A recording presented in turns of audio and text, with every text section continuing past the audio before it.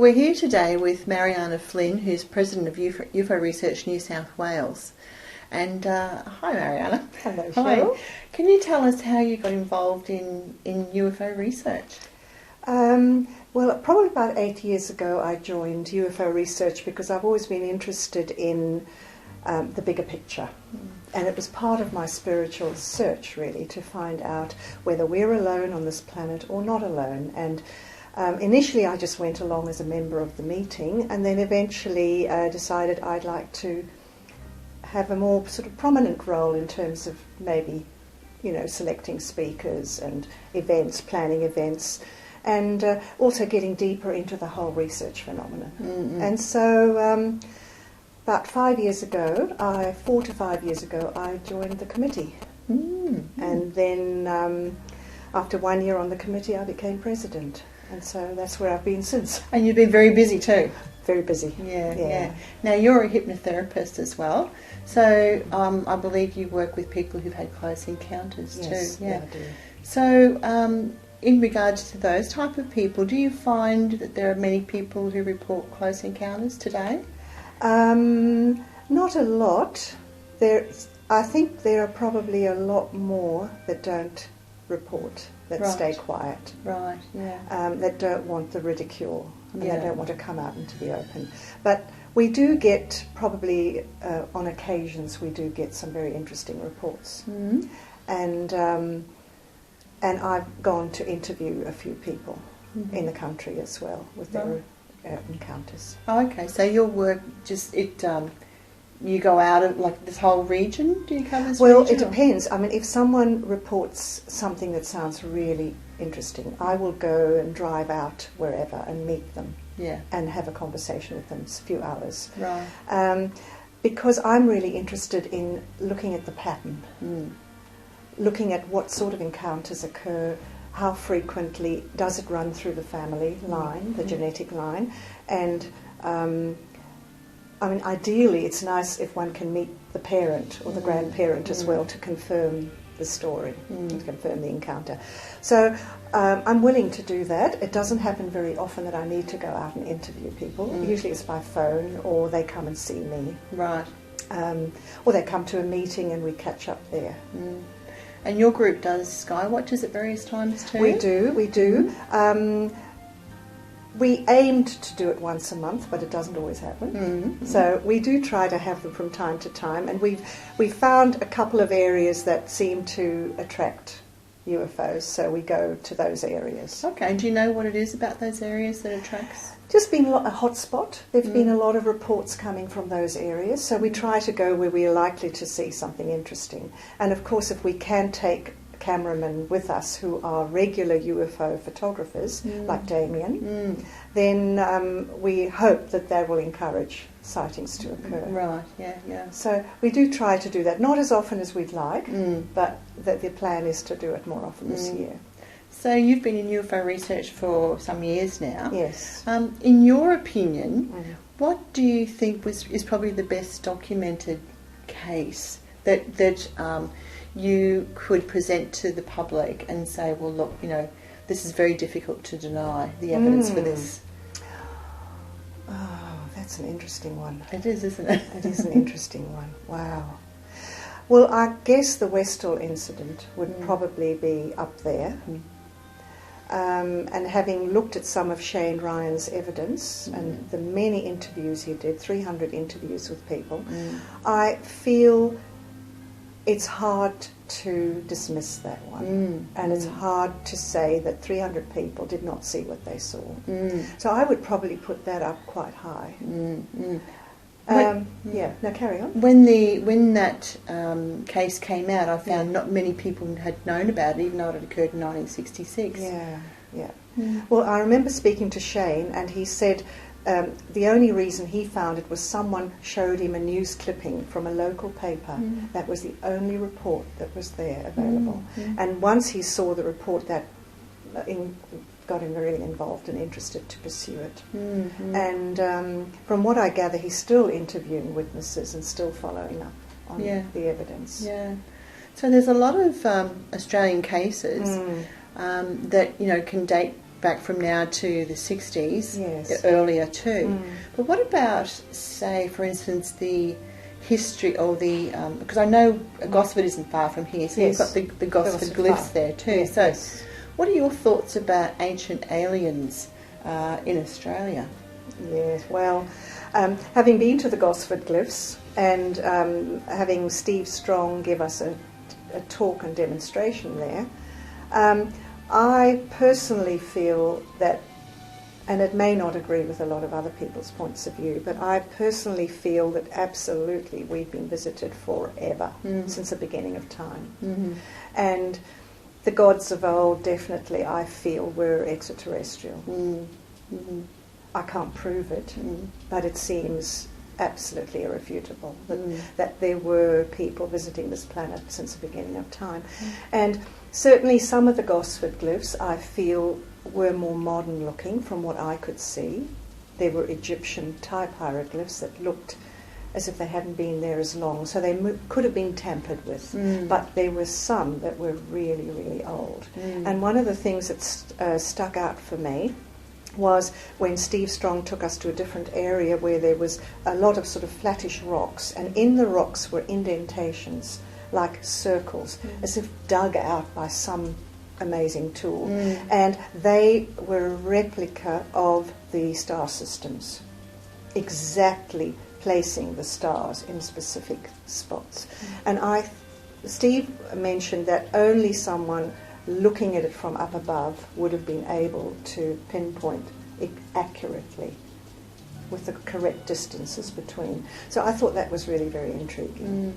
And of course in the Gosford area we've got that beautiful collection of reports that Brian Dickerson and Moira McGee put together in their book, The Gosford Files. Yes, yeah. Is that area still as active? I think it is. It is. I don't have a lot to do with the Gosford area personally, but we have had other people report Empire Bay too has had a few interesting sightings, and it seems I've had another fellow report something very unusual in the Central Coast, sort of Gosford area, where he saw a ship and a lightning beam, appearing like a lightning beam, striking the ship several times within a few minutes. And he thought that was very unusual. So he's been keeping me posted as to what on earth's going on there, whether there's something else. It was a Japanese ship. Don't know why it's a Japanese ship in the waters there, but for some reason it is. So I'm hoping to follow up on that and see what's going on. And I believe that in this area too, and I believe Dominic McNamara and Lorraine Cillier, they've also documented reports of UFOs coming out of the water off the coastline here. Do you know much about that? I don't know much about that. Do you get reports about that? No, You don't? I don't personally get reports. Oh, okay. I've heard of it, Right. but I haven't been involved with any of those, so I can't really respond to that. Oh, okay, right. Well, there's also, I mean, UFOs have been seen to come out of water, go into the earth, do all sorts of interesting things that seem to...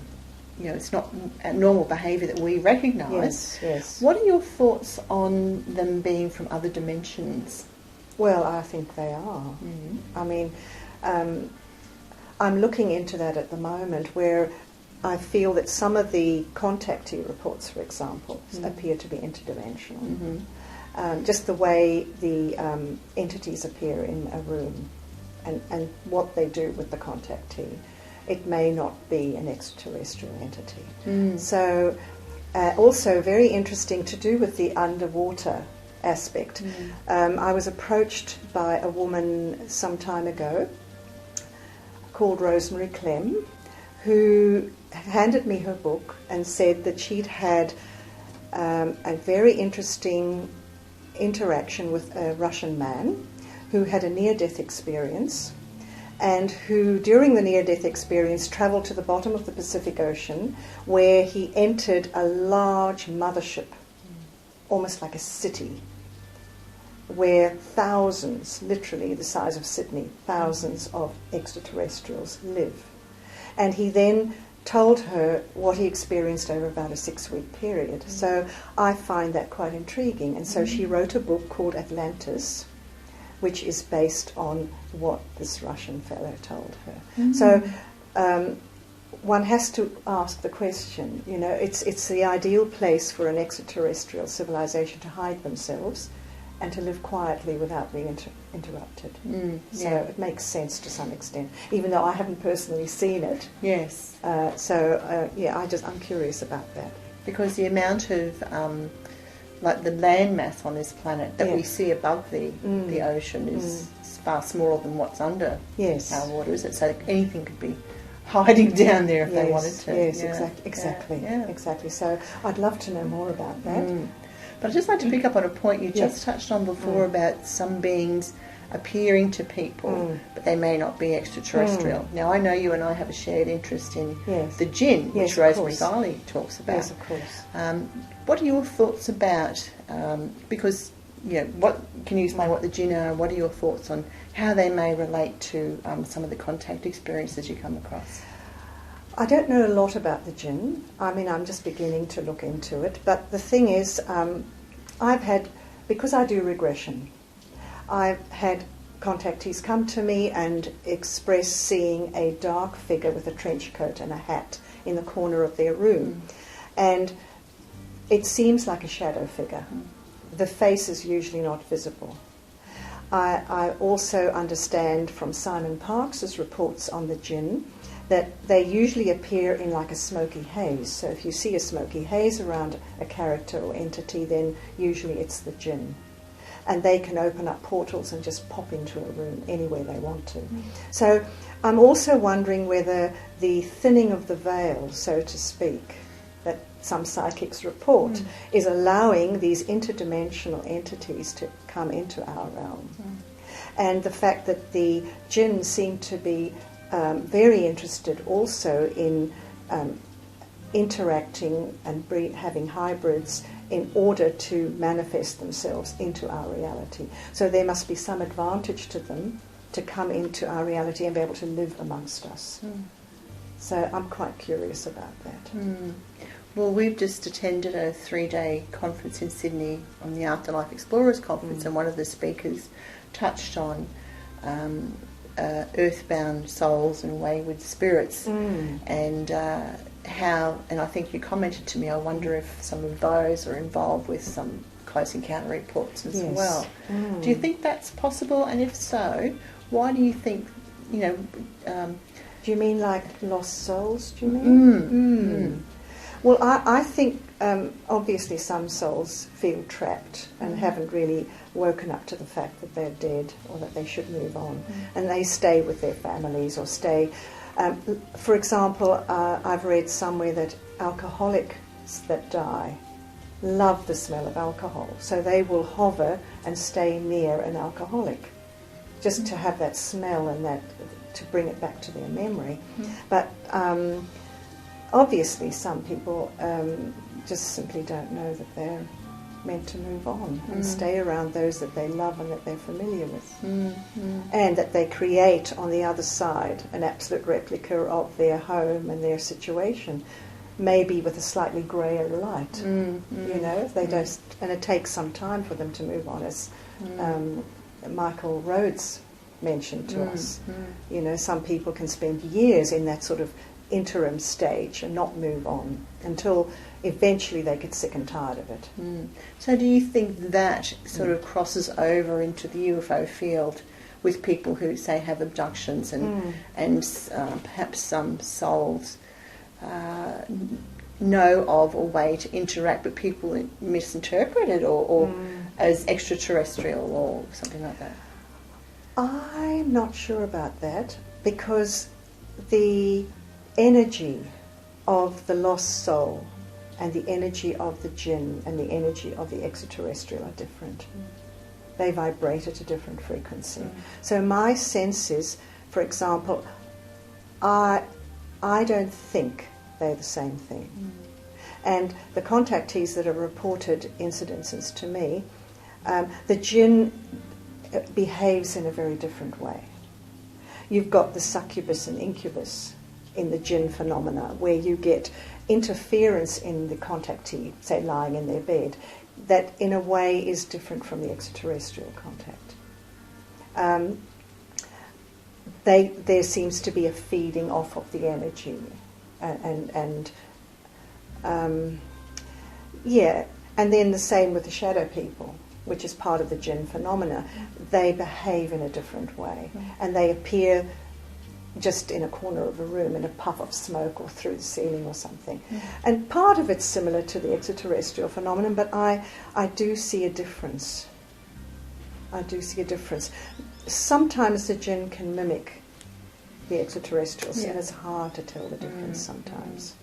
But with lost souls, I think that's... Do you think the extraterrestrials that visit Earth, and I'm not saying all things that are reported, beings reported are that, but the ones that we think are extraterrestrial, what do you think is their agenda for being here?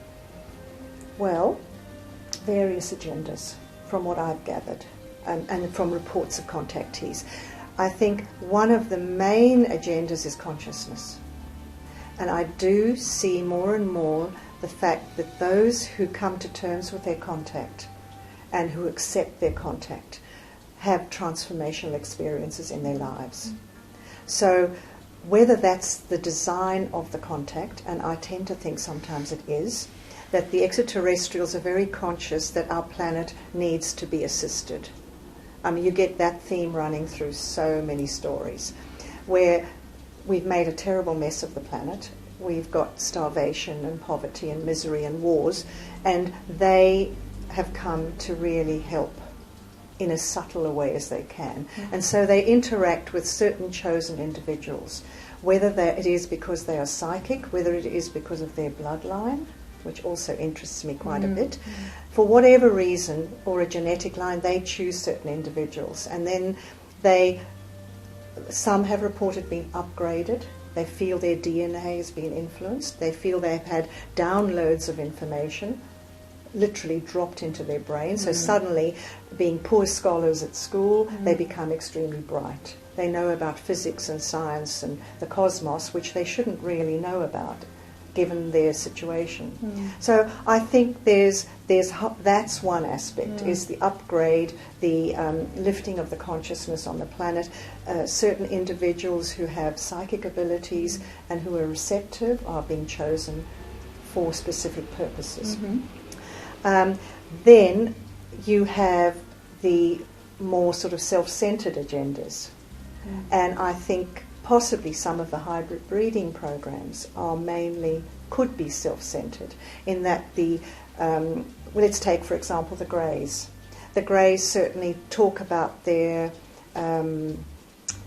species dying out, that they have their whole genetic system is weak, and they need to interbreed with a strong humanoid species. And so, but that's what we're told. That doesn't mean that's the whole truth.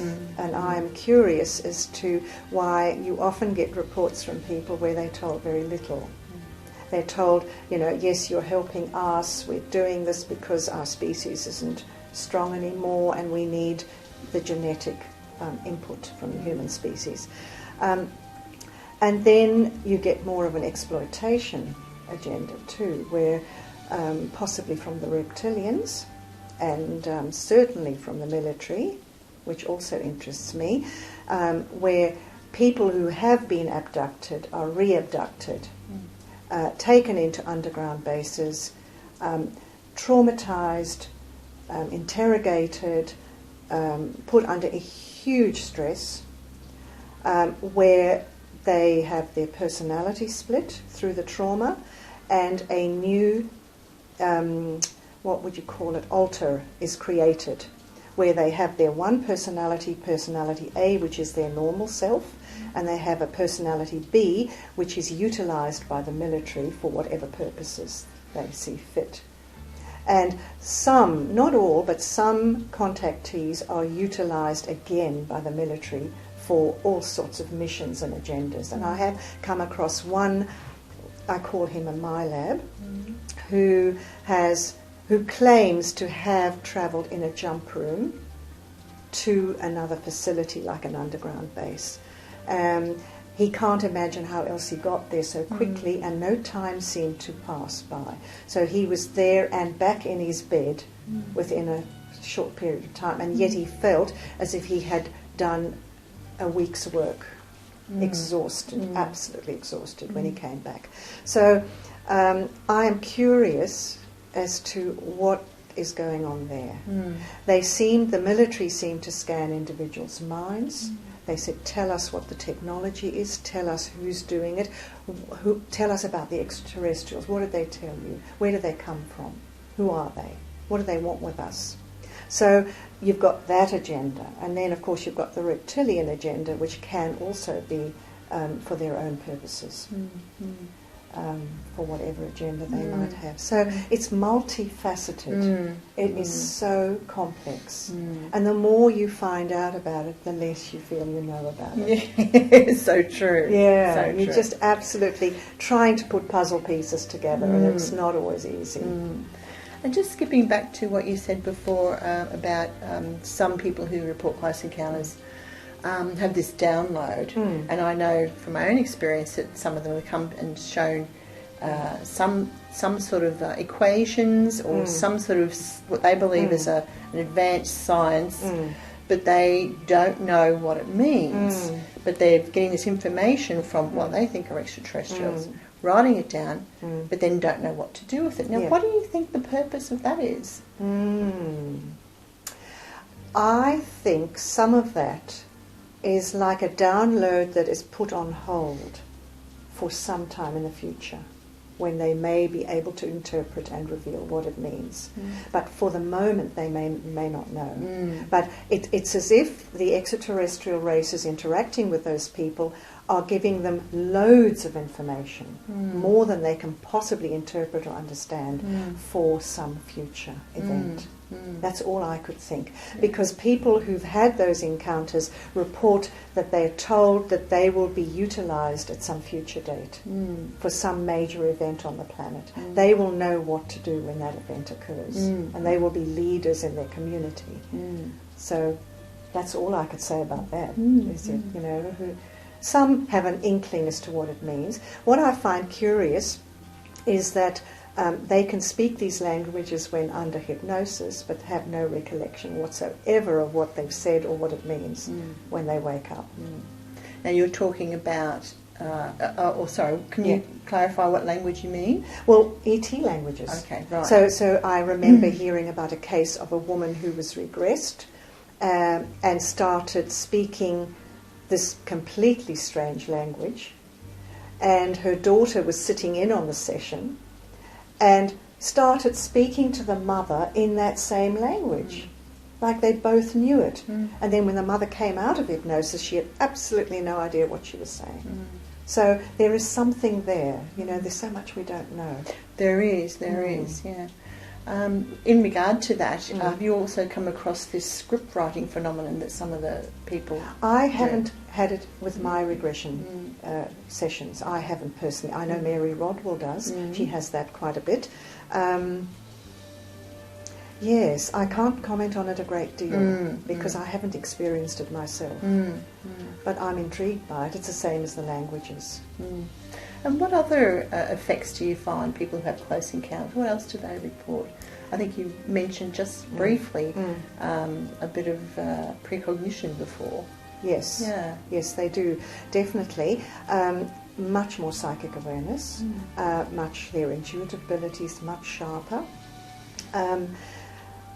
I also find intriguing when they get marks on their body, because to me there's some sort of evidence there. And I've had a few reports of quite extraordinary marks. One woman woke up one morning and there were almost hieroglyphics, red, imprinted into her chest. She had no idea how that got there. I've had another gentleman report that he had a massive bruise on his leg with one of those sort of triangular point with various points imprinted into the leg. So in terms of precognition, intuitive abilities, psychic abilities, all of that seems enhanced. All of it. And what about their lives, though? Their personal lives, daily living? Some can be traumatised. I have seen some that were traumatised. One woman reported to me who'd had numerous hybrids she was part of that hybrid breeding program, and she chose to have a hysterectomy, she said, because she wanted to be done with that. So for her, she was sick and tired of being a breeding cow. So for some of them, it's very traumatic. I've had another contactee who absolutely loves her hybrid children, who wanted to see them, and during a regression was able to see them and meet them and describe who they were. So, whereas the other woman didn't want to even know her children on the craft, just wanted to have nothing to do with that, felt she was being taken against her will. So different people react in a very different way. And I think it's easier for those who accept it and come to terms with it, because they have more peace of mind. And this one individual that really enjoyed her hybrid children, she formed a very, very close bond with the grey elder, whom I won't go into her story too much because I don't want to reveal her identity, but she felt he was like a fatherly figure or a grandfather. And she remembers lying in her cot as a small child, and this figure came to the cot, and she remembers seeing the four-fingered hands on the cot, and she was just a little tot, and looking up into his face without any fear whatsoever. She knew who he was, and she would have been 3 or so. So by accepting and becoming familiar and comfortable with the extraterrestrial, those people have a much richer and more accepting experience, I think, than if you fight it and deny it or don't want to know about it. Have you ever knowingly had any sort of visits from ASIO or some of those security those alphabet names? Yes. No, not knowingly. No. In fact, surprisingly nothing. Surprisingly nothing. The only thing I could say is I've had the odd phone call with a contactee, and there've been a few beeps on the phone, and we've wondered.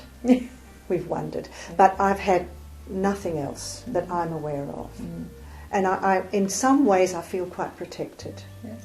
You know, one can only feel that. I can't describe why or how, but I do feel protected, and I've never really had any interference that I'm aware of. Because I can understand why UFO groups and the UFO community might be surveilled intermittently because hubs of people can be used.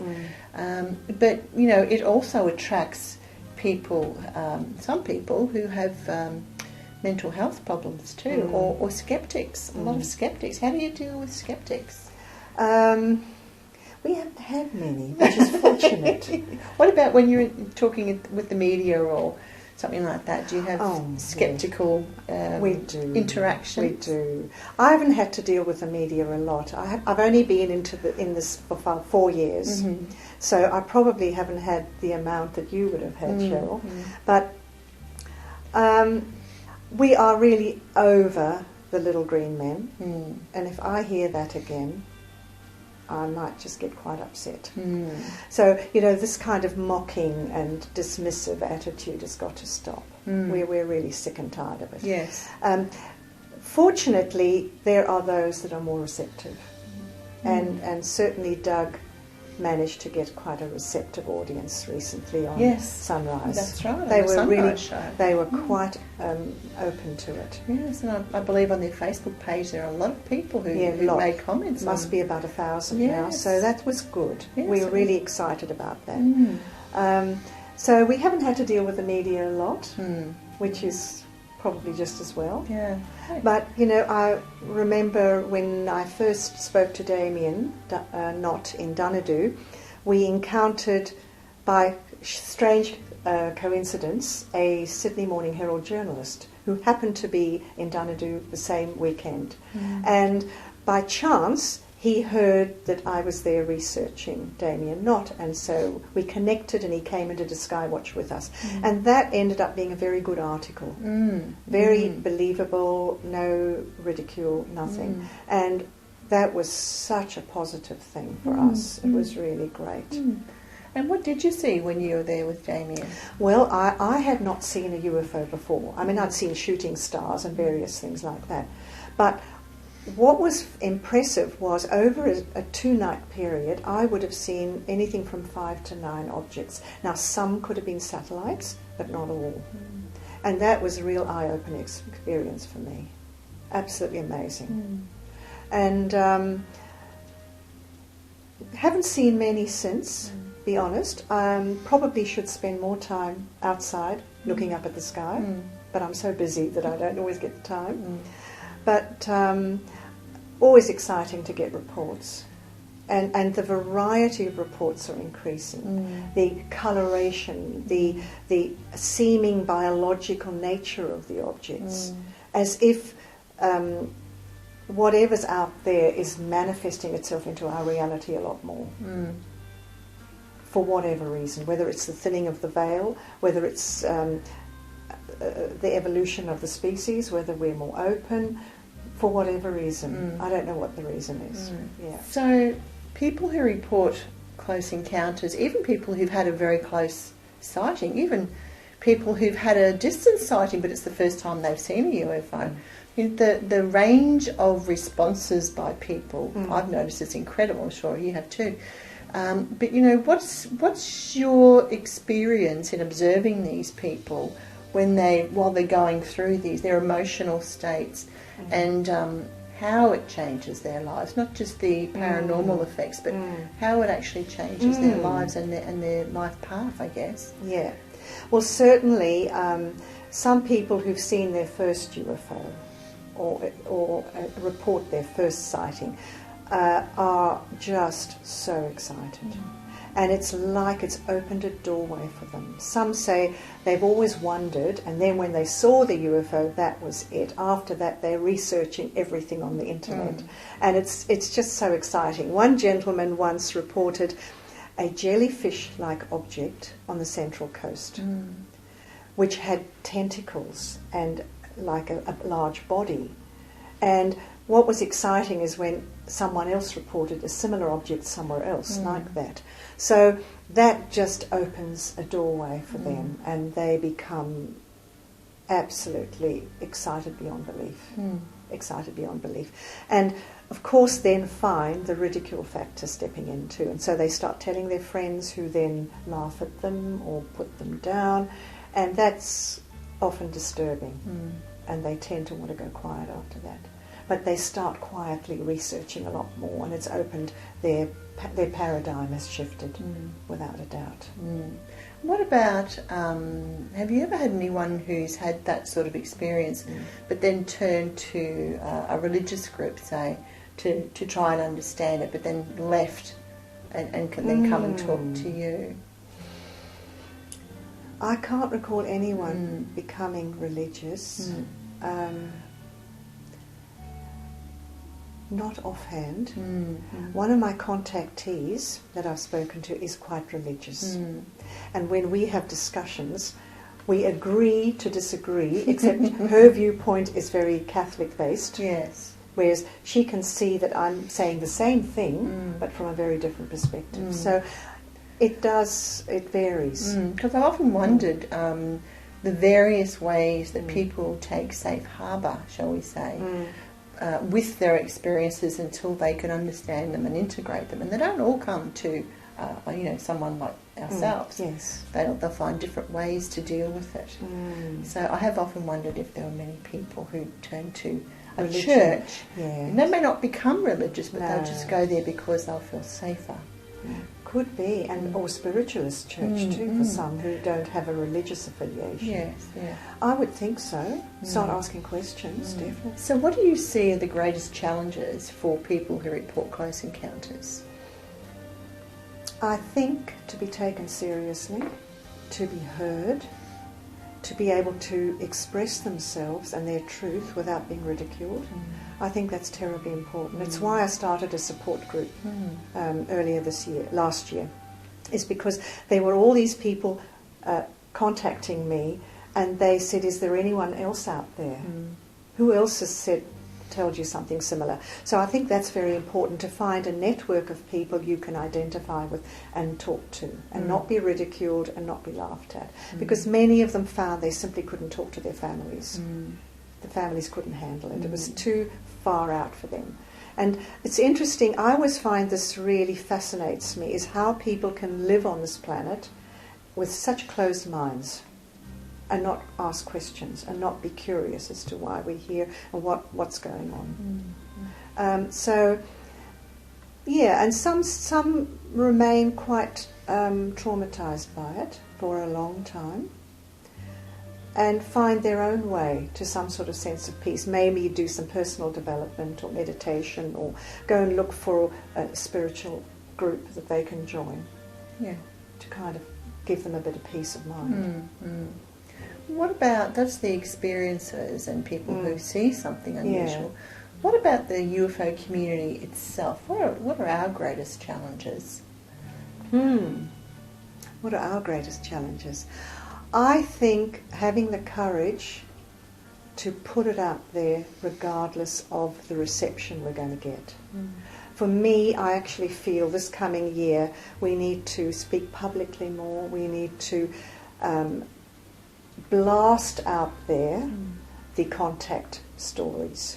Say, this is what's happening. It's not just happening to a handful of people, it's happening to millions of people. And it's time the world woke up to the fact that this is occurring. So I think having much more of a public profile, being willing to speak out, and also harassing the media with reports and with credible stories that they can't refute. It's just having more of a public face. I don't know how else we can change the paradigm. Really. Well, of course, the underlying challenge of that is the people power to do it, because it's all voluntary work. I know. So we also need to bring people in. We do need to bring people. Do you have many people who come forward and say we'll help? We've had, not really, not really, no, we don't. Because it's a voluntary job and it's extremely demanding. I mean, it's like a full-time job. We usually invite members to join the committee. We don't usually get a lot of offers, needless to say. It would be nice. It would be, wouldn't it? It would be nice if we had. And if they came with sets of skills that we could really utilise, we would love that. You know, they could do websites or they could become investigators. We actually ran an investigators course in September last year, specifically to train a group of enthusiastic people so that we could send them out to investigate sightings, credible sightings. So I guess it's just keeping going with what we're doing and more of it. Yeah, really, that's all I can see. Do you think that disclosure will happen in our lifetime? I mean, there are those that say disclosure's been happening for decades. You know, it's just there. It's there. It's being fed to us constantly as a sort of slow release. Whether there'd be a grand landing, I don't know. I don't know. I would tend to think, if I was an extraterrestrial, I would carefully select those who are receptive and land in their backyards. I wouldn't be landing on the White House lawn or anywhere significant where the guns will come out and be pointed. So I don't know, Cheryl, whether there would be a major event. There are inklings of something like that. I just sense with a lot of people who are psychic saying something's going to happen that's going to change the status quo. Yes. Well, what about, I guess we're talking about disclosure with a capital D, you know, where some people would like just what you said, for a mass landing. I don't know why. But if that did happen, how do you think our society or our culture, perhaps Indigenous cultures may be quite happy, but what about Western society? What do you think might happen? Well, there's going to have to be a few questions asked about religious values, economic values, our warlike nature. We're a very warlike planet. I would welcome it with open arms if it completely made an overnight shift of the current status of our planet. I would love it, but I can't see it happening like that. You know, I mean, we have an awful lot of growing to do. We're kindergarten kids on this planet. And if it could happen where a paradigm shift would occur overnight, I would be screaming from the hilltops. Yes. It would be fantastic. A positive paradigm shift. Paradigm shift of a positive nature. nature. Positive nature, which changes people's opinions of what's out there. I would love that.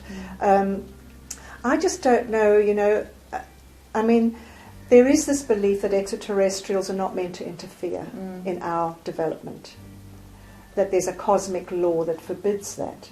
But then you think about all the interference that already been going on. So how does that explain itself? Yes. When you've got supposed galactic federations that have a cosmic law of leading a developing species.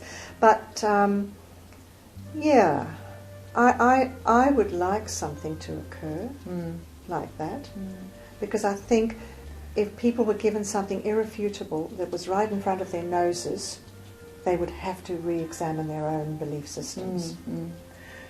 Why do you think, though, that it's so hard for people to go that extra step? Mind you, it's a big step, that last one. It's a big difference to saying, yes, there's life out there. And we've, scientists have moved on from that we're alone in the universe. But to actually accepting that extraterrestrials may be visiting Earth and interacting with human beings, why is that so hard? Well, I suppose we're homophobic. If anyone doesn't look like us, they've got to be the enemy. Yes. There's a belief system. I mean, we can't even live together with different colours and different races and ethnic groups and religious groups. So, although there are meant to be a lot of humanoid extraterrestrials walking amongst us today, and we wouldn't even know that they come from Venus or Saturn or wherever they come from. I just think some people are very narrow-minded. They're very stuck in their culture and their ethnic beliefs and their small, narrow paradigm. And I think it's time for that to shift in a major way. I really do. And maybe the extraterrestrials, they're the ones who are going to enable that to happen, because they're so different and they come from societies that are possibly much more advanced than ours. Do you think that that it's possible that extraterrestrials are waiting? They wait for a marker in our development, or they just wait for a marker in their own agenda? Some of them to make that contact. Good point. And then what do you, if you consider that if they've been here and come here forever, since the beginning of time, are we just one of their projects? Are we a hybrid race and we're one of their projects and they come back every so often to keep an eye on us, to see how we're going? And if we need a bit of tweaking here and a bit of tweaking there, then they do that. They will come and upgrade here and upgrade and watch certain groups. That's my belief, that we are a project, just like there are other planets with projects on those planets. And the hierarchy of species that are in charge of a genetic manipulation and species development come back to check up on us every now and again. I think. Okay, you think? I think, yeah. It's thinking in progress, is it? Yeah, thinking in progress. And also, I'm willing to say that in a year's time, if my beliefs change, if I've given more evidence, find more evidence, I could change my opinion. Yes. I never have it set in stone because I don't know. I'm always exploring, like you are, always exploring, always digging out, going down the rabbit hole deeper and deeper and deeper to look for answers. Yeah. Yeah. And fearless in the pursuit of looking for answers. Because I think fear is one of the biggest problems on this planet. If we could eliminate fear, we would be a different species entirely. So UFO Research New South Wales, you have meetings. How often do you have them? We have monthly meetings, first Saturday of the month, usually for 4 hours. We always have a speaker of some sort on a variety of topics. We also usually have a social get-together after the meeting, because a lot of people have so much to say and they want someone to talk to and discuss things with. So that's our main function. So, I mean, there are some researchers that think we're just a Meetup group, and Meetup is one of our objectives, because we need to have somewhere people can come and share ideas and listen to speakers and increase their knowledge. So that's probably our main function. We run weekends away twice a year to country areas like Dubbo, and we were fortunate to go and stay on a property belonging to a contactee who is in the process of going off the grid. So he's establishing a vegetable garden and a place to stay to enable his family to live an alternative lifestyle. And he's made his property available to us. So twice a year we go there and we have the most wonderful dark skies. And all our camera guys go there with about 5 fabulous cameras, telescopes, and we watch the skies. Great. So that's good. So that's twice a year. Yes. We recently established a Facebook page. I'm not a Facebook person, but we have someone who updates our Facebook page. We have a Meetup page, and we have someone else, one of our committee members, who does that. So where do you have your meetings? We alternate. We have it at the Ryde Eastwood Leagues Club in West Ryde and at Club Burwood RSL in Burwood. So we alternate between the two. So people can go along and find you there? Yes, they can indeed. Great. Yes. Oh, thanks very much, Mariana. Thank you, Cheryl. Thank you.